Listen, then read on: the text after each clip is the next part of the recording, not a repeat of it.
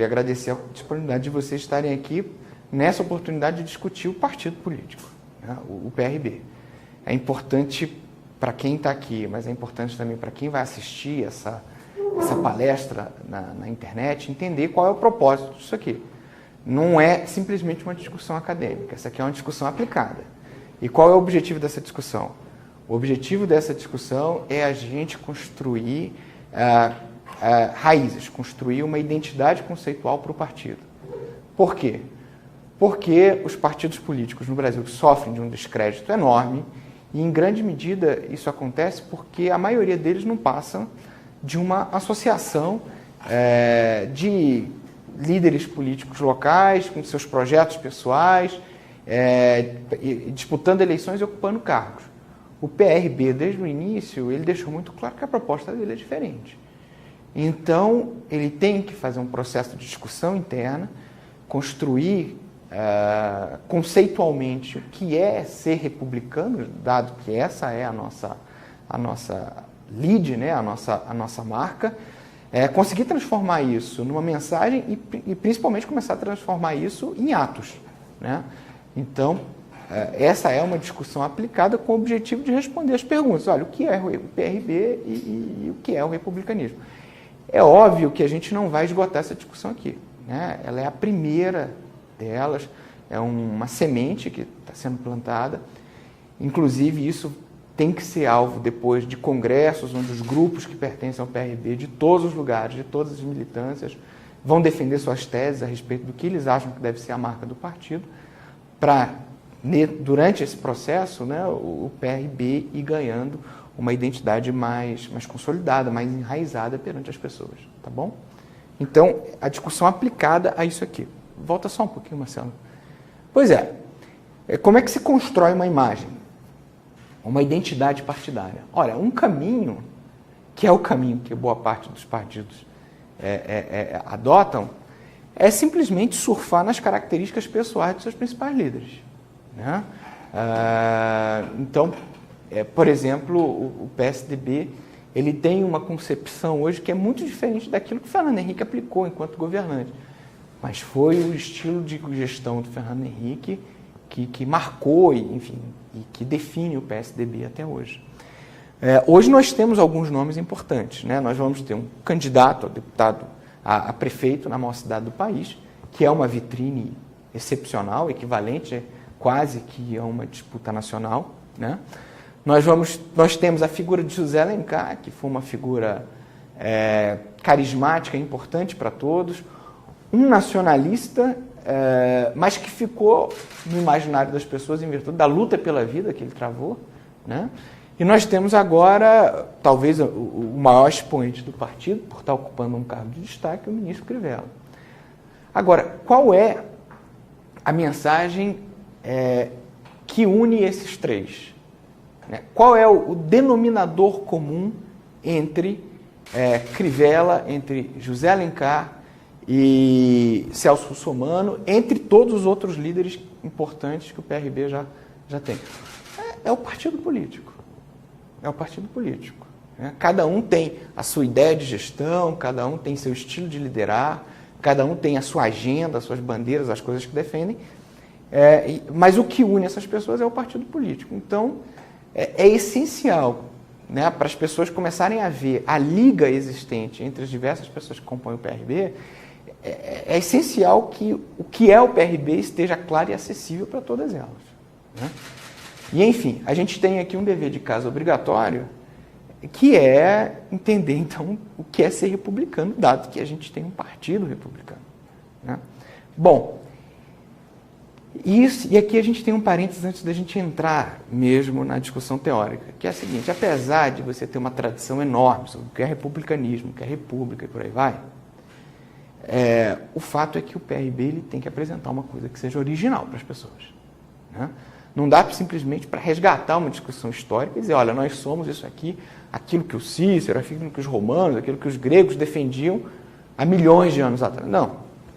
Né? É claro que isso aqui é o início, mas para um processo de construção original, para um processo de construção própria que o PRB vai ter que empreender, né?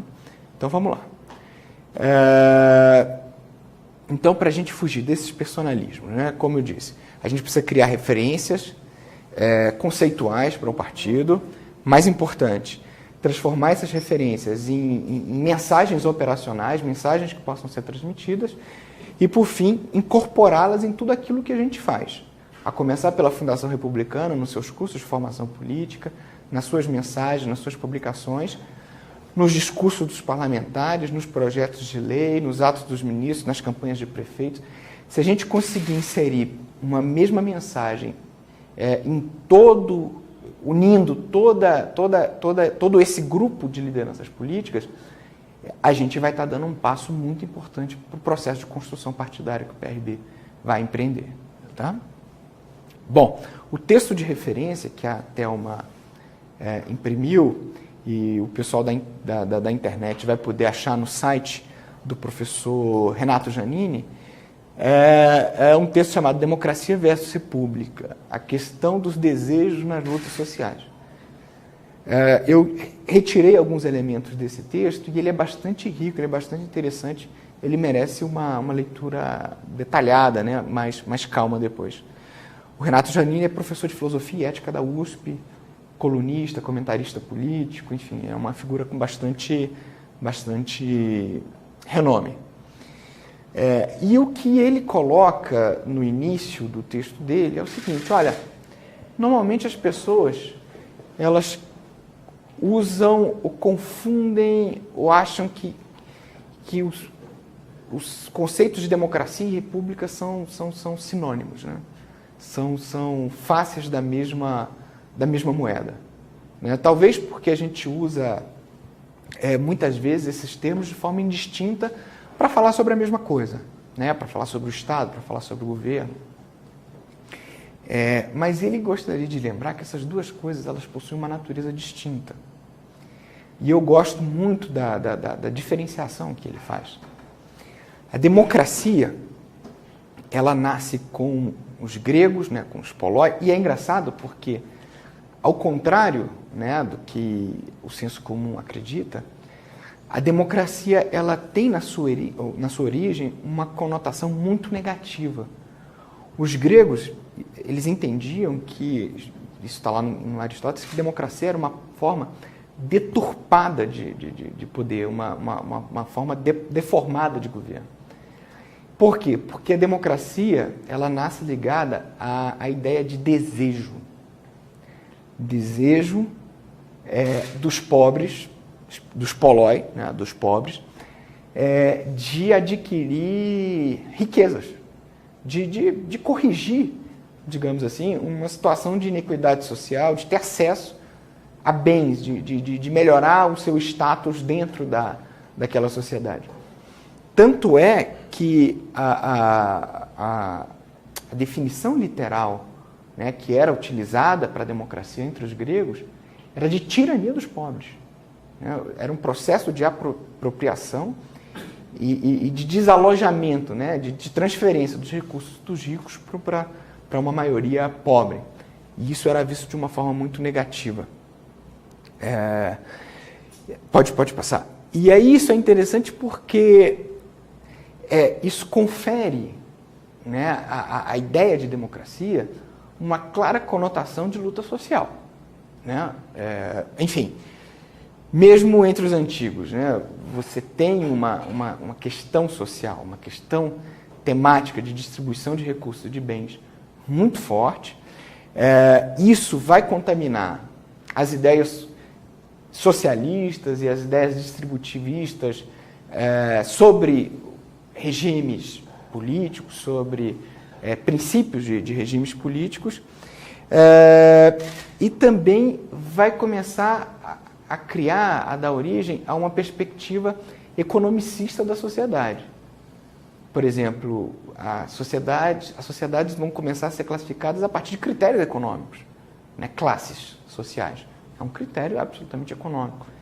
E elas vão começar a ser consideradas, enfim, a ser analisadas, a ser interpretadas no bojo da história, em termos econômicos, como relações de custo-benefício. Ora, o que gera lucro, o que gera prejuízo para essas classes sociais.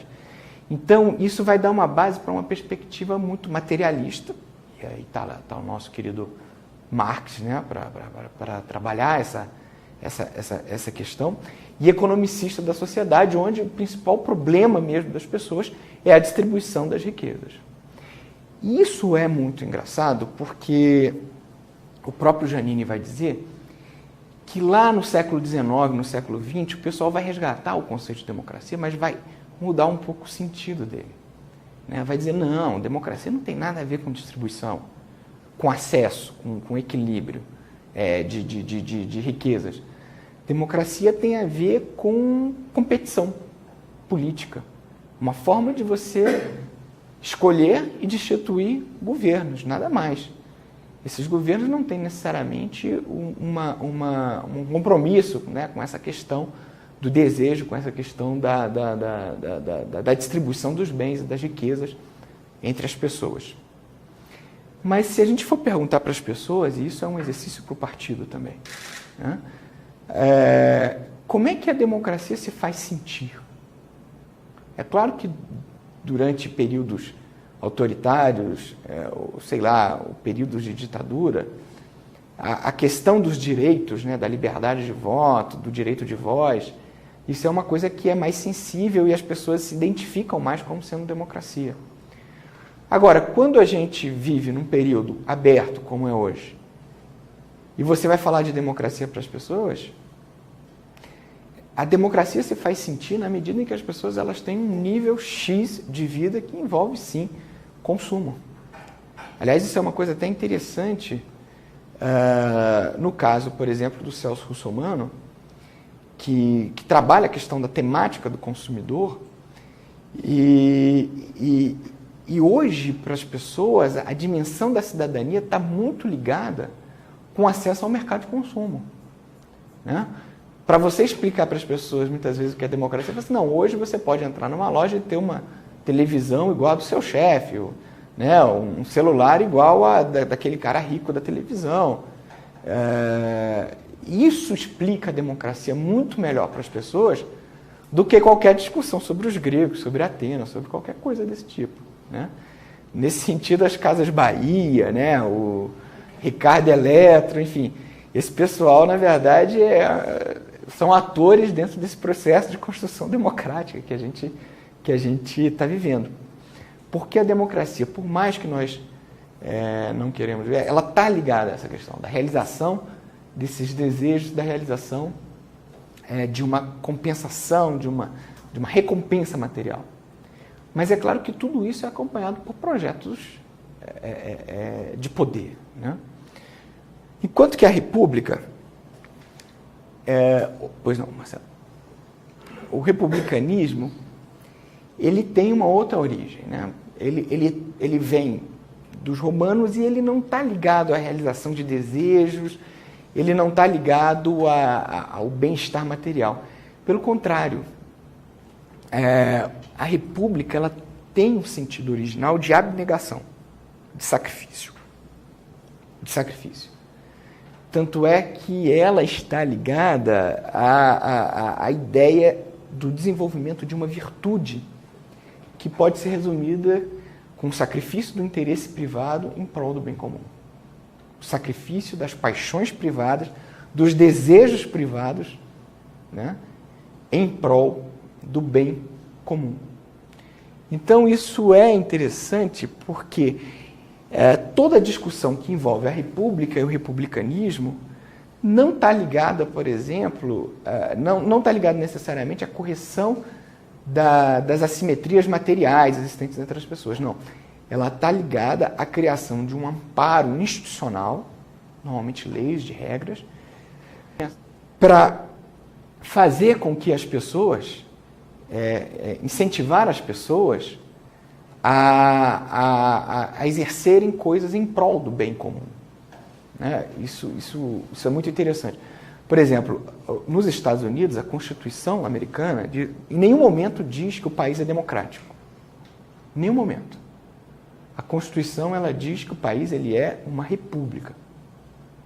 E um dos pais da Constituição americana, um dos founding fathers lá Thomas Jefferson dizia o seguinte, que para o país funcionar, para você criar uma república, você precisava, essencialmente, criar um arranjo institucional de tal maneira que as ambições pessoais, que todos os homens têm, que as ambições pessoais pudessem se neutralizar. E, a partir dali, nascer algo que fosse benéfico para todos. Então, a ideia de república, ela está vinculada à construção de arranjos institucionais, leis, comportamentos que estimulem o exercício dessa virtude. Então, isso é muito interessante, porque enquanto a democracia ela tem um legado, ela tem no seu escopo, né, uma questão essencialmente material, uma correção material, o republicanismo e a república, ela tem em si uma herança civilizatória. Ela está falando da construção de valores, não da correção de problemas materiais, ela está falando da construção de valores, a virtude, né, enfim, o sacrifício dos interesses pessoais em relação, em nome de um bem comum. Né? Então, a gente tem, de certa maneira, até algum tipo de antagonismo, né, entre essas duas coisas. Enquanto que a democracia seria o regime do desejo, a república seria o regime do sacrifício. Né? Aí a grande questão é como juntar essas duas coisas e por que elas devem vir juntas. Por gentileza, Marcelo. Ora, o regime do desejo, ou seja, a simples correção das questões materiais, elas não precisam necessariamente de uma democracia lato sensu, ou seja, de um regime com liberdades, com um regime com garantias, para ela acontecer. A gente tem uma enormidade de casos onde essa questão material ela deu legitimidade para regimes políticos que têm a questão da liberdade, que não tem na questão da liberdade o seu ponto forte. Né? Eu acho que a gente pode lembrar aqui de alguns. O Chávez está realizando uma revolução materialista na Venezuela, né? Essencialmente materialista, num processo de distribuição de renda. Assim como Perón fez isso na Argentina, a partir de uma ditadura sindicalista.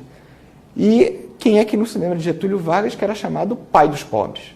Né? É claro que é uma referência importantíssima para o Brasil, mas Getúlio Vargas não é necessariamente uma referência em termos de liberdades democráticas. Mas é um dos pilares da fundação do país. Por quê? Porque, querendo ou não, ironicamente, ele resolve uma das questões da democracia, ou tenta resolver, que é a correção das desigualdades materiais. Vamos lá? Então, essa é uma frase interessante do texto do nosso amigo Janine, que ele diz assim: uma democracia sem república não é Kratos, ou seja, ela é simples populismo distributivista. Como tanto vimos nas décadas em que primeiro na Europa e depois na América Latina, as massas ascenderam a visibilidade do espaço social, manifestando inicialmente pelo seu desejo. Então, a democracia, na sua essência, ou seja, na realização dos desejos, ela pode ser viabilizada, inclusive, por regimes não democráticos. Né? Essa é a contradição. Basta que você corrija o acesso dessas pessoas, tá? Aos bens materiais. Vamos lá, por gentileza? E aonde que entra a ideia de república? E isso é importante para pensar o partido. Tá? A república ela é um termo que qualifica a democracia. Né? Essa frase do Janine vai resumir um pouquinho para a gente. Para dizê-lo numa só palavra, o problema da democracia, quando ela se efetiva, e ela só pode se efetivar sendo republicana, é que, ao mesmo tempo em que ela nasce de um desejo que clama por realizar-se, ela também só pode conservar-se, expandir-se, contendo e educando esses desejos. É interessante que, se a gente fizer uma divisão dessas clássicas que a gente vê em folhetins, né, entre emoção e razão, né? A democracia seria a emoção, né? Seria o princípio da igualdade, o princípio digamos assim, da equalização, né, material entre as pessoas. Enquanto que a república seria a razão. A ideia de que não se pode levar essa questão do desejo a ferro e fogo, a ponto de que, com o objetivo de tornar todos iguais, você passe, por exemplo, a começar a odiar os diferentes. Então, a república, ela tem esse critério, ela tem essa função. Ela qualifica a democracia no sentido em que ela estabelece limites, ela estabelece razão e ela qualifica o processo democrático. E qualifica em que direção? Obviamente, estabelecendo que a democracia não apenas como um regime distributivo, mas qualificando a democracia como um regime normativo, ou seja, que tem uma função e tem uma obrigação normativa perante a sociedade. O Estado, ele não tem por única função redistribuir as riquezas entre os seus cidadãos. O Estado também tem uma função normativa, valorativa. Ele tem que difundir valores nos seus cidadãos, entre os seus cidadãos. É isso que nós chamamos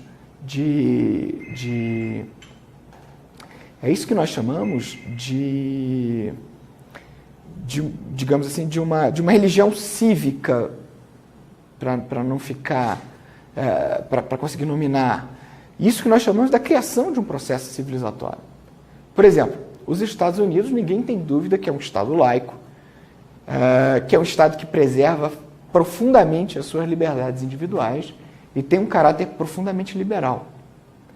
Mas se você for conversar com qualquer americano, eles vão conhecer, eles vão te falar sobre uma coisa que para eles é importante, que é exatamente a religião cívica, que envolve democracia política, liberdade econômica e livre iniciativa. E isso é um valor que o Estado dissemina em absolutamente todas as ações que ele faz. Então, o Estado está longe de ter uma perspectiva apenas econômica. Ele precisa necessariamente ter uma perspectiva normativa. E se a gente for analisar o Estado brasileiro hoje, é um Estado que mais ou menos bem está resolvendo o processo da democracia econômica. As pessoas, uma margem enorme de pessoas, saiu da miséria, você está dando dignidade para as pessoas, enfim, você tem um conjunto muito grande delas ascendendo na pirâmide das classes sociais. Agora, a outra versão, que é essa parte normativa, valorativa do Estado, é hoje a parte que gera ainda um mal-estar. Ninguém acredita que o Estado brasileiro tem os padrões de transparência, os padrões éticos que a gente gostaria que ele tivesse. Né?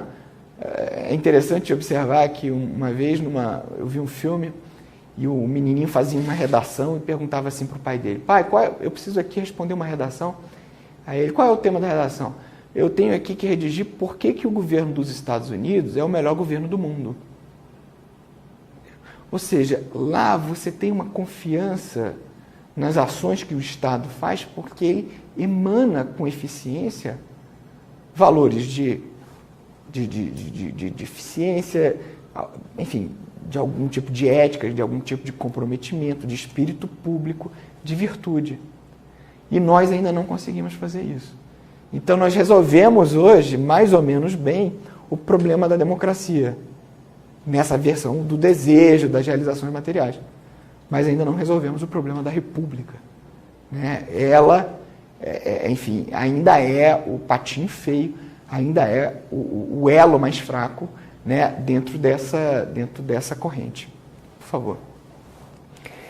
Mas a gente está caminhando, e é interessante perceber como você vê esse processo de evolução em algumas lideranças políticas. Aqui eu separei dois momentos do presidente Lula. E o que é interessante é o seguinte, na campanha de 89, a discussão ela era fundamentalmente materialista. Era distribuição pura e simples de renda, de bens e tudo mais. E a campanha de 2002, na qual ele se elegeu, olha só, um dos principais slogans era: eu quero um Brasil decente. A gente já estava falando de questões ligadas a valores, né? A gente já estava falando de uma versão normativa, né? De uma visão normativa do Estado. Então, nós estamos caminhando dentro desse processo com os percalços, com as idas e vindas que são naturais de qualquer jogo político. Bom, então o que seria uma democracia republicana, né? Democracia sem república é simples satisfação de desejos, né? Então a república ela agrega uma dimensão civilizatória, ou seja, o Partido Republicano ele tem que trabalhar essencialmente a sua função, a sua dimensão, a sua participação no processo civilizatório brasileiro. Quais são os valores que nós gostaríamos, né, que o Partido Republicano Brasileiro gostaria de disseminar, né? Quais são os valores que o partido gostaria de inserir, enfim, de universalizar. Então, nesse sentido, além de promover bens, o Estado ele tem essa função civilizatória. E ele não pode se esquecer disso, né? Nos atos em que ele toma, sob a pena dele desconstruir a sociedade, dele não cumprir um dos seus papéis, dos papéis que lhe é fundamental, que é exatamente servir como polo normativo das pessoas. Bom, vamos lá? Então, numa rápida definição para a gente encerrar, a república ou o republicanismo, é engraçado que é muito mais um adjetivo do que um substantivo, né? Ela é algo, o republicanismo é algo que qualifica a democracia, né? Ela contém os desejos e possui uma clara concepção ética de prevalência do público sobre o privado, mas também está ligada a um processo de convivência harmônica entre as diferentes forças políticas e o bom funcionamento das instituições, valorizando essa função normativa e exemplar que o Estado tem, mas que hoje no Brasil se executa muito mal. Eu acho que essa é a primeira colaboração que eu posso dar, né, a respeito desse tipo de discussão. É claro que outros textos, outras questões vão sendo desenvolvidas, mas eu acho que a gente tem aí um bom ponto de partida para uma discussão sobre o que o PRB é e especialmente sobre o que ele quer ser. Bom? Então eu agradeço a presença de vocês, a atenção, e eu encerro então.